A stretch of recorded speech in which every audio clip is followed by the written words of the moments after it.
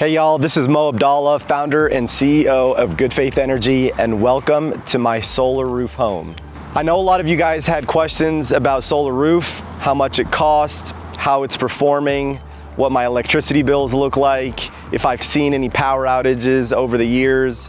So today, I'm gonna take you guys through an in-depth approach to see how the solar roof has performed in the last 4 years of living in this home, driving 2 electric cars, having 3 kids and a wife at home, a new attic space that I converted into a living room, a bathroom, an office, and a bedroom. So follow me, stay tuned. This is a video you won't want to miss.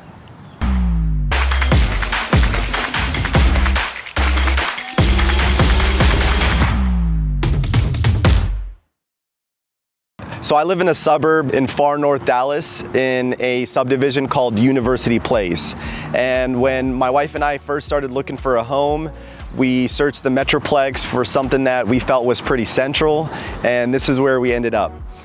This was the last home on the block. It backs up to a major road, so it wasn't a highly desired home, but for me, it had that big south-facing roof plane, which is something you know I had to have.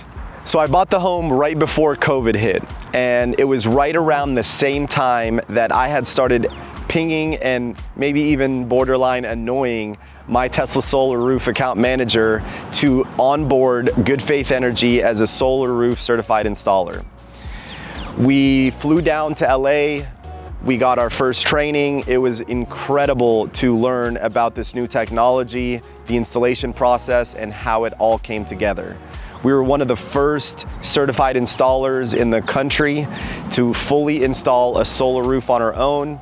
And when I came back in early 2020, I had already been working with my HOA to get a solar panel and battery installation approved for my home.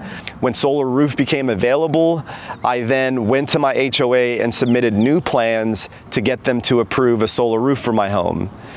Getting HOA approval was more challenging than I initially thought.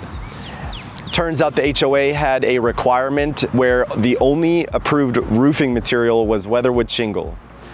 So after a lot of back and forth with the HOA, with me educating them around the fact that the solar roof wasn't just a roof, but rather a solar generation facility, and they were in violation of House Bill 362, passed by the Texas State Legislature back in 2011. They were not legally allowed to prevent me from installing a solar roof on my house.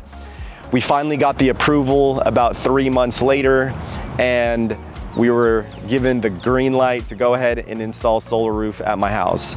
I was one of the first solar roof customers because I really wanted to test this product on my own home before I took it to the masses and started marketing around it. I've always had that belief that as the business owner, I should not just talk the talk, but also walk it. So installing solar roof on my house was extremely significant and meaningful in my opinion, because it allowed me and gave me the confidence to understand this technology a lot better and be able to educate future customers around the cost, the benefits, the features of the solar roof. I want to show you guys in real time what happens when I turn the power off from the main breaker located inside my backup gateway. So follow me and let's go take a look in the garage. All right, y'all, so welcome to my garage. I'm gonna walk you guys through a couple of different electrical components that I have out here. So let's start with the heart of the home.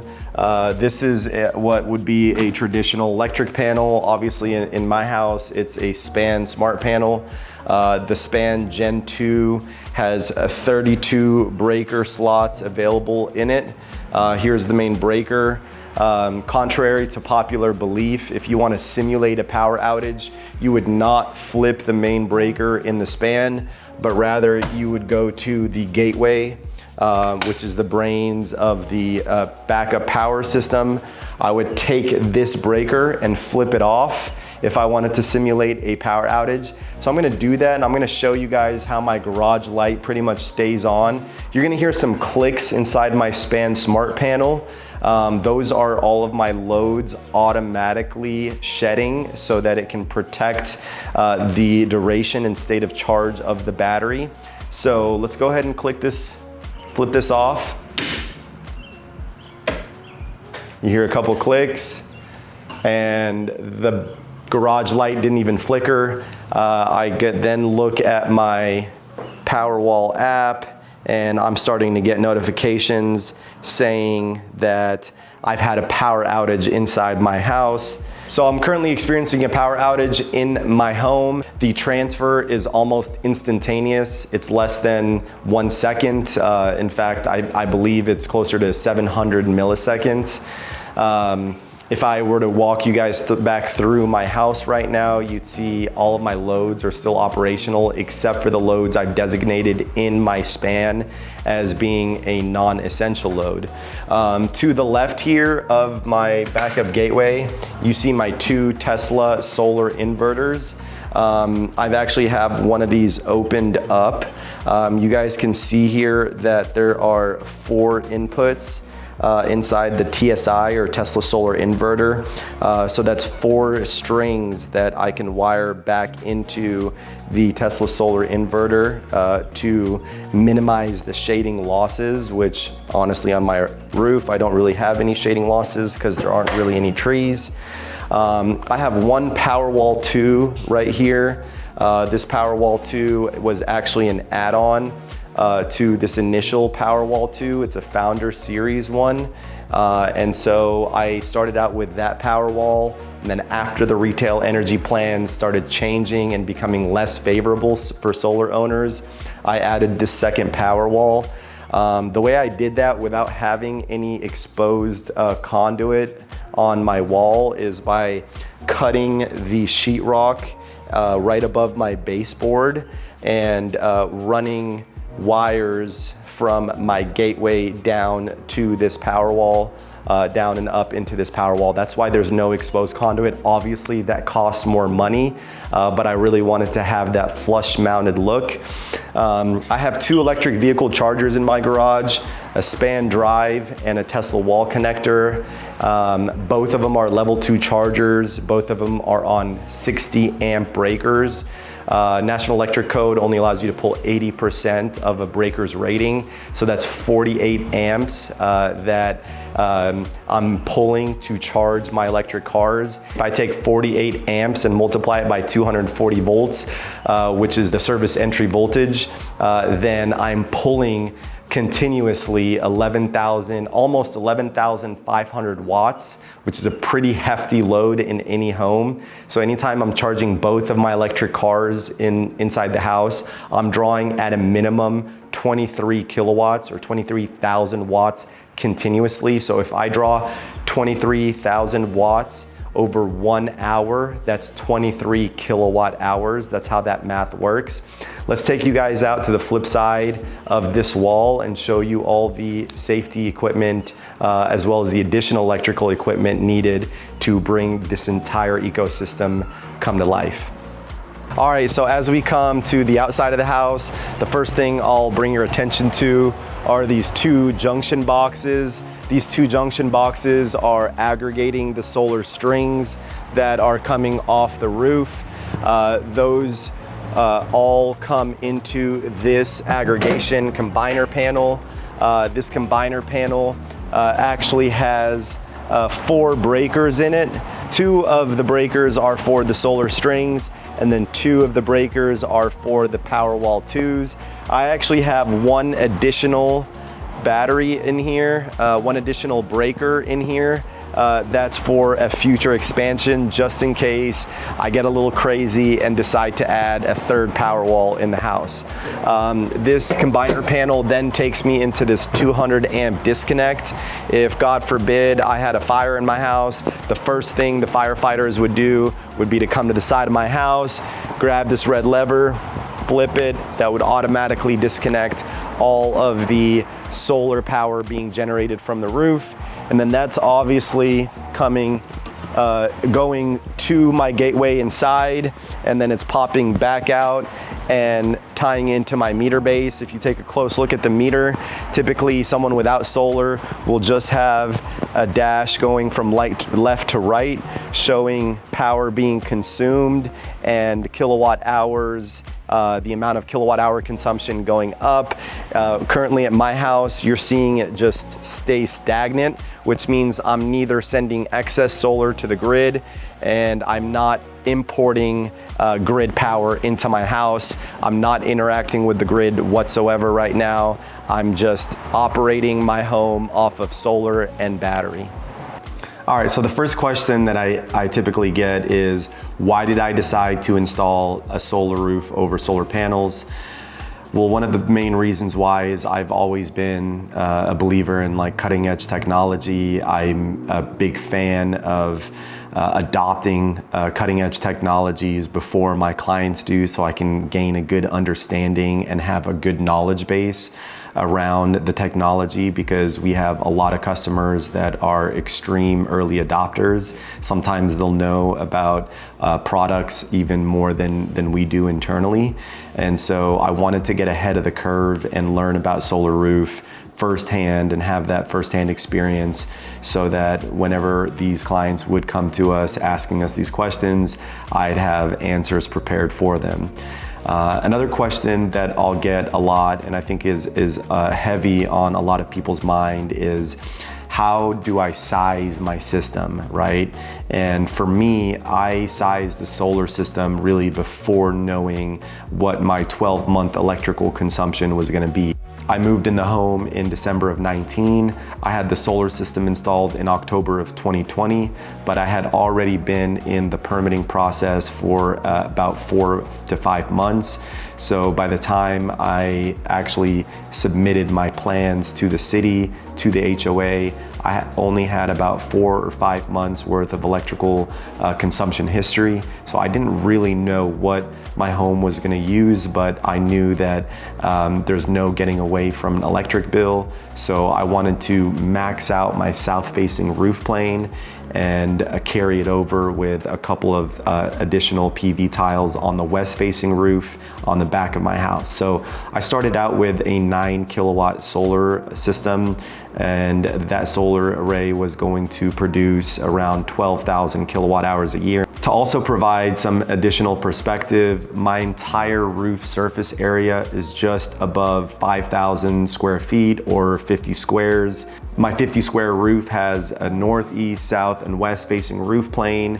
I have one dormer. I don't really have a lot of cuts and angles and chops like some of the other homes in Texas do and across the country. But I do have some specific roofing, I would say some roofing details that make my roof unique in the sense that I do have a really nice skylight that I've added as part of my solar roof. And that skylight really shines bright in the attic conversion space that we'll show you here in a little bit. So let's dive into the process a little bit. Back in 2020, in February, my engineering team started putting together all the different designs for what my solar roof would look like. I submitted that to the HOA in mid-February. The HOA took about 3 to 4 months to approve it. Like I mentioned before, they had a lot of heartache around the fact that I was changing my roofing material from weatherwood shingle to a solar roof. And once I got that approved, I was able to go ahead and put in an order for my bill of materials. I was really nervous about ordering the bill of materials before I got all my approvals. So once I got them, we submitted the plan sets to the city, to Encore, who's my transmission distribution utility, and we went ahead and placed an order for the bill of materials. The bill of materials took about 6 weeks to come in, and I think this is one of the items that most people don't really expect, is just the sheer amount of material needed to put together a solar roof. Don't really say that in a bad way, but more so from an expectation setting. There was probably about 40 pallets worth of materials that were sitting in my driveway. Now we do things a little bit differently, and we stage the installation typically by the tear off, followed by the dry in with an ice and water shield, followed by the feet, the tile work, the metal work, and all the little details. So we just stage and pace basically our material staging, and we don't bring all the materials on site at once. We typically bring them as needed and bring a box truck back and forth from our warehouse with the materials needed for that day or the next 2 or 3 days following that. Once we had all the materials delivered to the driveway, installation began shortly after. We had a couple of rain days that delayed the install, but basically what you're really looking for is a clear stretch of weather so that you can tear off the roof and dry it in all at the same time. On our larger homes that we've installed solar roof on, we typically will tear off a section of the roof and dry that in on the same day, just in case some rain pops up out of nowhere. We want to make sure that that roof is as watertight as possible. So for my home, I tore off a relatively new roof, and that's typically not advisable. Typically the best time to install solar roof is on a new home build or when you already have a check from the insurance company to replace your roof, and it then makes sense to go ahead and start considering a roof that can actually pay for itself. The times that it makes the most sense is when you already have a pre-existing luxury roof on your house, like metal or tile or slate, and the insurance company is cutting you a sizable check for the replacement of that roof. At that point, considering solar roof makes a ton of financial sense, because solar roof will outpace and outbeat the cost of 25 years of utility costs plus a luxury roof. The solar roof is the only roof in the world that will pay for itself, as well as give you a tax credit, 30% tax credit. So because I was one of the first people to install solar roof on my house, my install took a little bit longer than usual. Like I mentioned before, I have a 50 square roof, just under 10 kilowatts of solar. I started out with only one Powerwall in my house. I ended up adding a second later on. It took about 3.5 weeks to fully install the roof. Nowadays, it would take us closer to 1.5 to 2 weeks to execute a roof like this. At the time, it was really training, and it took our crews a little bit longer because they were still trying to figure out what the most seamless process was to install solar roof. The first thing we did was tear off the roof. Then we put underlayment, which is an ice and water shield. Once that's installed, we ring shank feet into the plywood. Granted, again, this is the V3 roof. Nowadays, there's V3R roofs, which we can get into in a later video. Once the feet are ring shanked into the plywood, we start putting up our glass tiles. There's a combination of both PV tiles and non-active tiles. The PV tiles are more expensive, so you're gonna wanna make sure you size your solar system to your present and future consumption needs. And all the non-active tiles are installed to surround the PV tiles to all blend in and make it look real nice and aesthetic.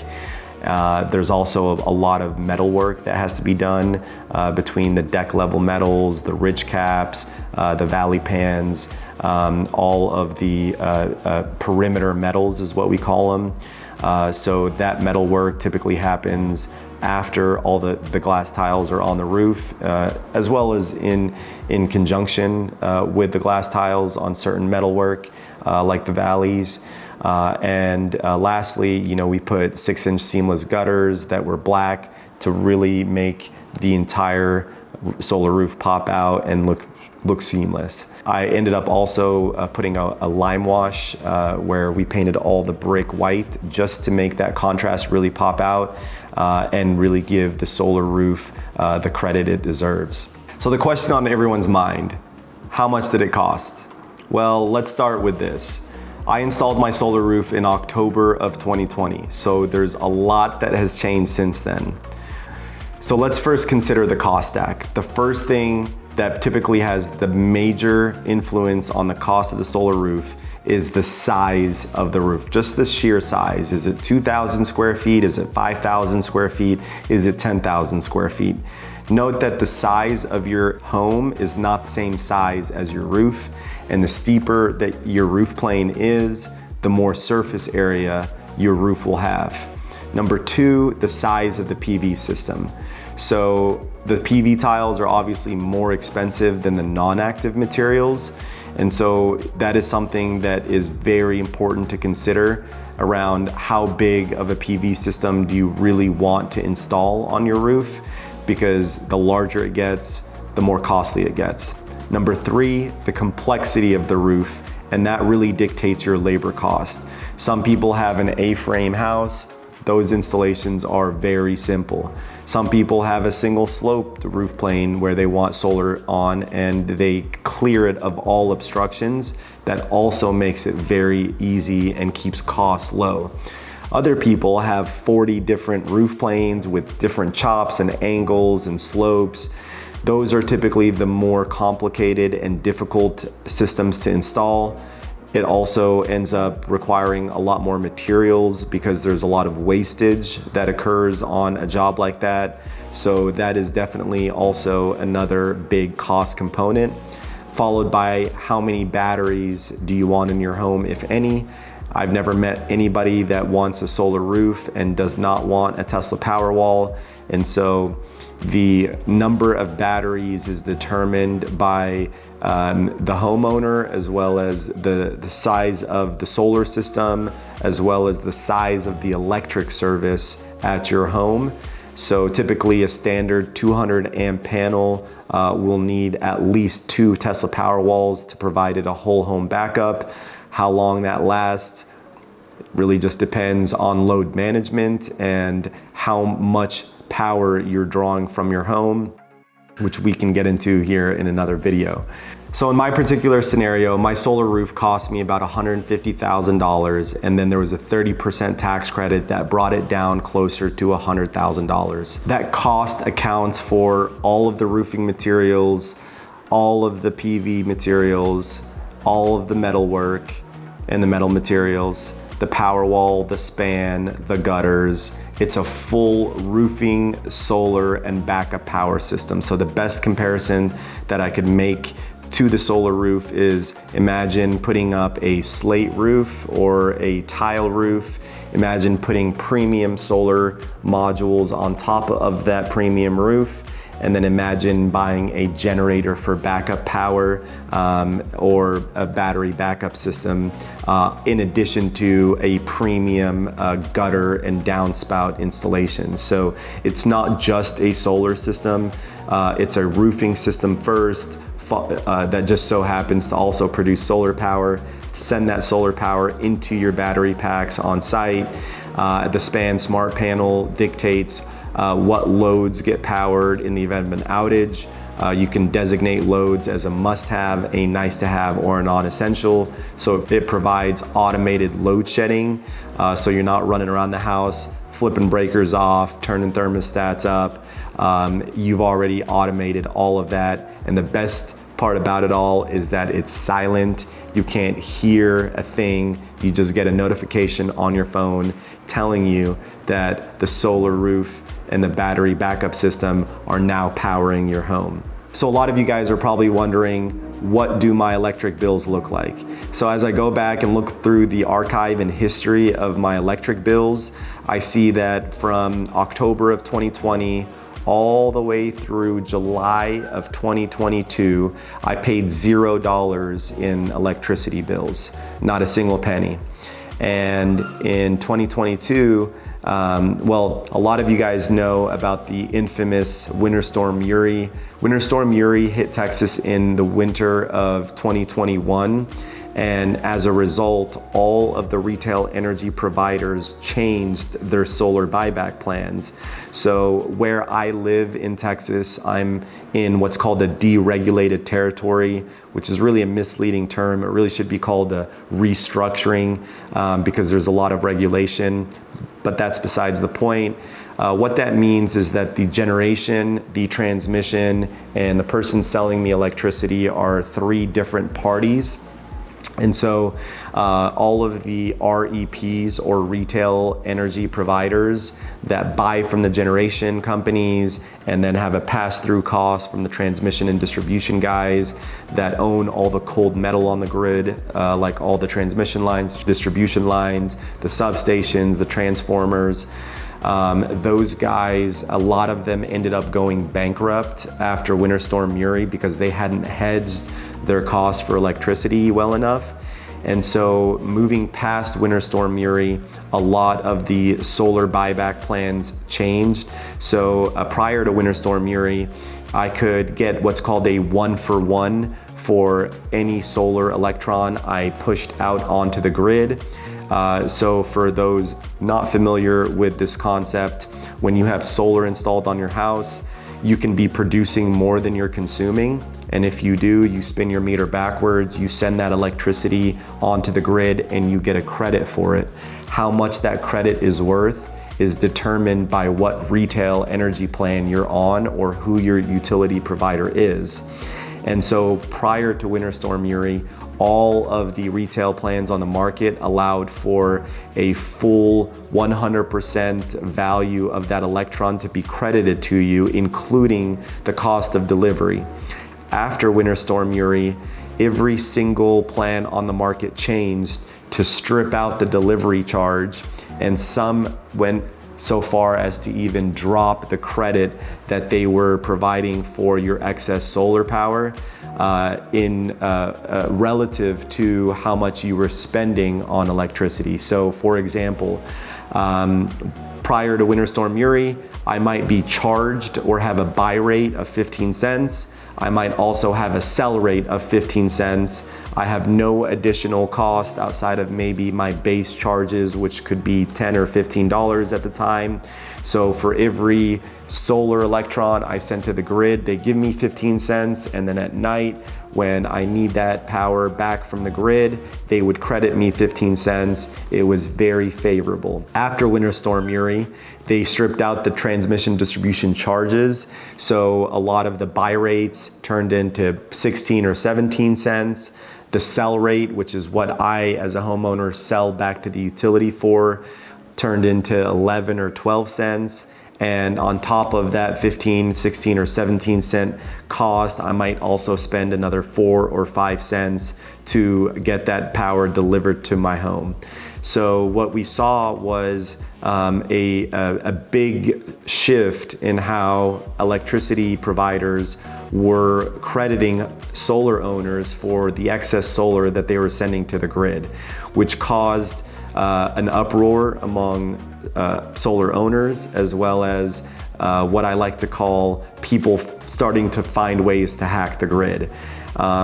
This include less expensive ways to hack the grid, includes just maximizing the self-consumption of solar energy. So changing your lifestyle to allow your load profile to match your solar production curve. So for example, if I know during the middle of the day I'm going to be producing a lot more than I'm consuming, then I might shift my load for my electric vehicle and charge that car in the middle of the day versus at night when I'm buying it from the grid at a more expensive rate. I might also cool my house down more in the middle of the day. I might also start some laundry, my dryer more, just so that I can maximize the self-consumption of solar energy.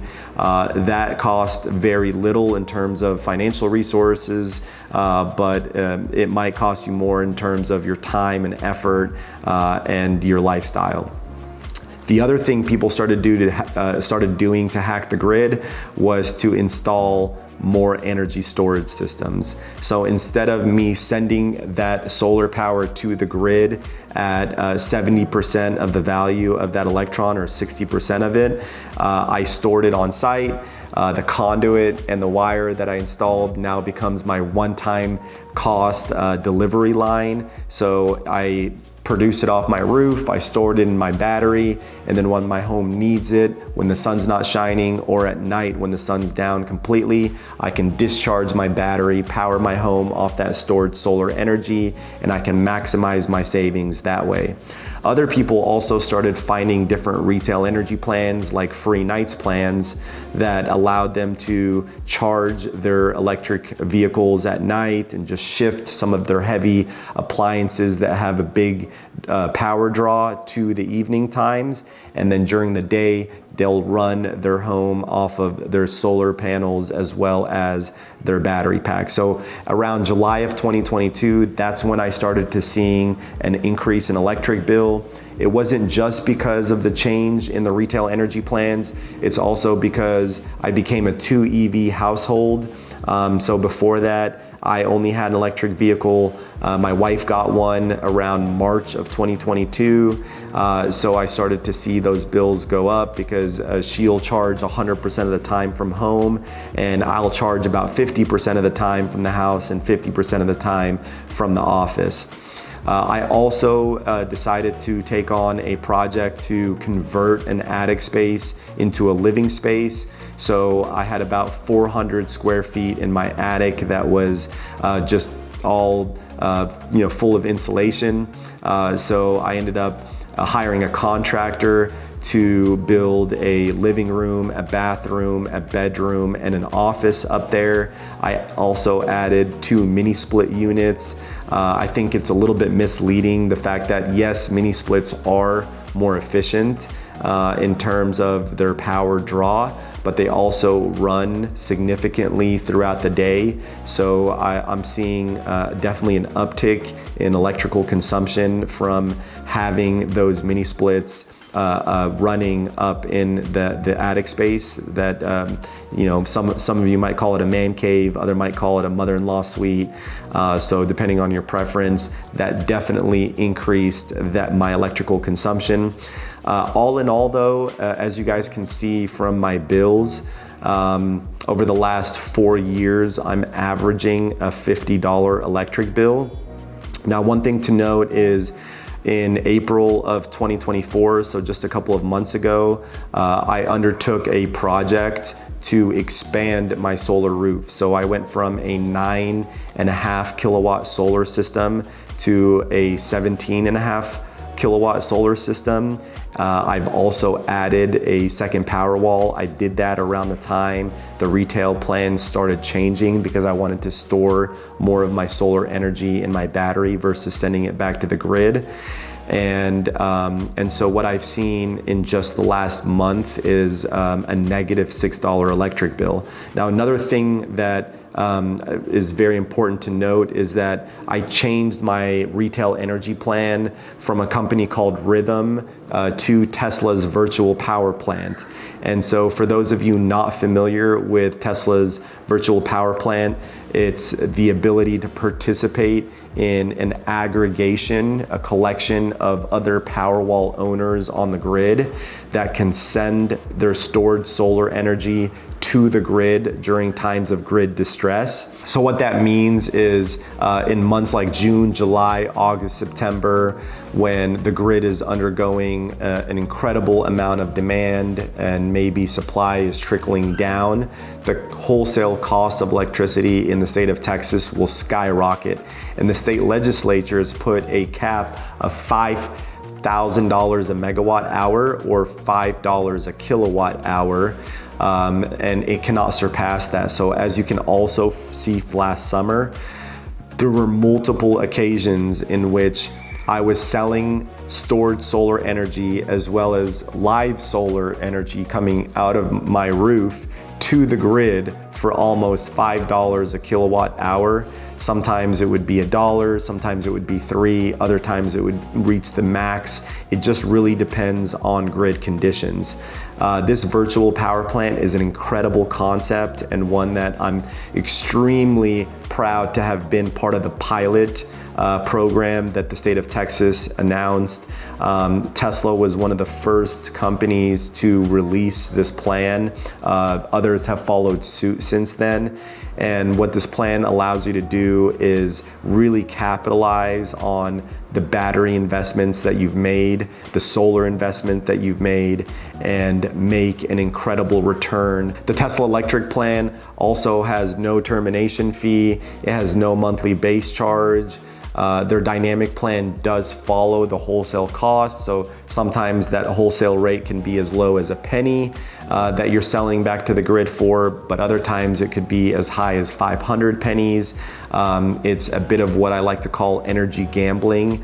They do have a different plan called the Tesla Fixed Plan, where they give you just a fixed credit for every Powerwall that you have on site. They get to control it during times of grid distress, but the sell rate is fixed at 5 pennies. So you're never worried about only selling back to the grid for 1 cent. But all in all, the Tesla Electric plan has been incredible for my family and I over the last year and some change. And ever since expanding my solar roof because my consumption went up, I'm now starting to see negative electric bills again. So in the last 4 years, I've averaged about a $50, to be exact, $52.75 has been my average electric bill. That's to power my 2,800 square foot house, as well as 1 electric vehicle full-time, and then the other electric vehicle, I only charge it about half the time from the house. I only have 1 3-ton AC unit and 2 mini splits in my attic space. I have a gas furnace, so electric heating will obviously require a lot more during the winter time, whereas for me, my wintertime bills are very low. My gas bill tends to go up, but natural gas for the most part in the state of Texas isn't very expensive. So yeah, all in all, I would say $52.75 to power your house, 1.5 vehicles, a 1.5 story house, pretty darn good. Most people are spending $300-400 a month on electricity bills. On top of that, they're spending another $300 or $400 on fuel.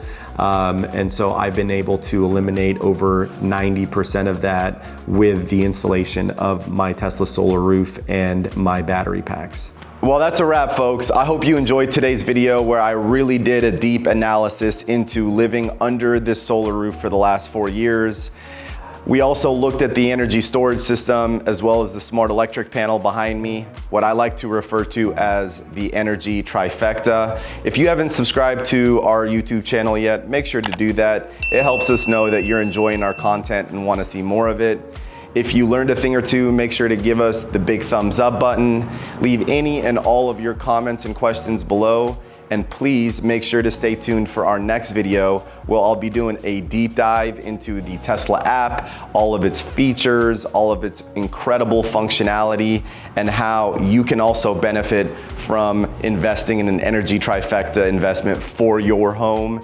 And as always, if you're interested in getting a no-hassle quote for your home, make sure to fill out the link below or give us a call today at 972-77-POWER, where you'll be connected to one of our incredibly talented sales engineers, and they can really walk you through a custom tailored solution. You don't have to purchase a Tesla solar roof. We also offer traditional solar systems with energy storage systems coupled with them. So if you're interested and you're in the market, whenever you're ready, give us a call, fill out the link below, and we'll take great care of you.